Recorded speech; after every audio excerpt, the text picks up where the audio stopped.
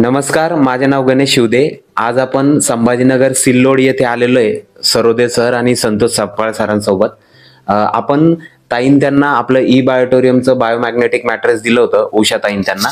तर त्यांनी आपलं हे किट वापरलेलं आहे, जवळजवळ 7-8 महिने झाले आणि ते किट वापरल्यानंतर त्यांना बरेचसे छान रिझल्ट आलेला आहे। तर त्यांना काय त्रास होता आणि वापरल्यानंतर काय रिझल्ट आलेला आहे आपण त्यांच्याकडून ऐकूया।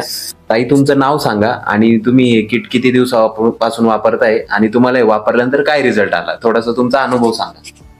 माझं नाव उषा प्रदीप जाधव, राहणार सिल्लोड। आणि सर, माझ्याकडे सरोदे सर आणि सपकाळ सर आले होते। त्यांनी मला ई बायोटोरियमचं किट दिलं। 1-2 ते 3 महिन्यातच मला रिझल्ट आला। ऍसिडिटी आणि हात सुजला होता हाताला पोटासाठी, आणि थोडंसं मला असं दम आल्यासारखं होत होतं, त्याला पण रिझल्ट आला सर। ओके, म्हणजे ताईन त्यांचा हात सुजलेला होता, ऍसिडिटीचा खूप त्रास होता आणि दम पण लागायचा, असे वेगवेगळे त्रास त्यांना होते आणि या त्रासावर त्यांना खूप चांगल्या प्रकारे रिझल्ट आलेला आहे। जवळजवळ आज 8 महिन्यापासून ते वापरत आहे आणि सुरुवातीला 2-3 महिन्यामध्ये रिझल्ट आला, 3 महिन्यामध्ये। म्हणजे मित्रांनो, गोळी औषध न खाता नॅचरल पद्धतीने आपलं magnetic mattress, water energy pad आणि ब्रेसलेट वापरून त्यांचा हा त्रास बरा झालेला आहे।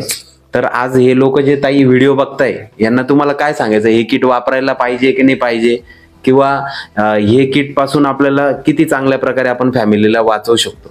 सर, ई बायोटोरियम मॅट्रेसचं किट असं सर्वांनी वापरायला पाहिजे। माझ्या मते नाही, सगळ्याच्या मते सांगते मी, वापरायलाच पाहिजे। आणि याचं रिझल्ट खूप छान आहे।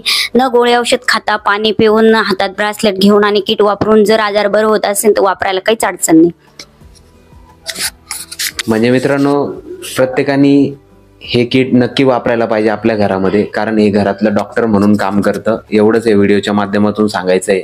जसं ताईन त्यांना रिझल्ट आला, प्रत्येक घरामध्ये आज महिला आहेत, त्यांनाही काही ना काही त्रास असतात।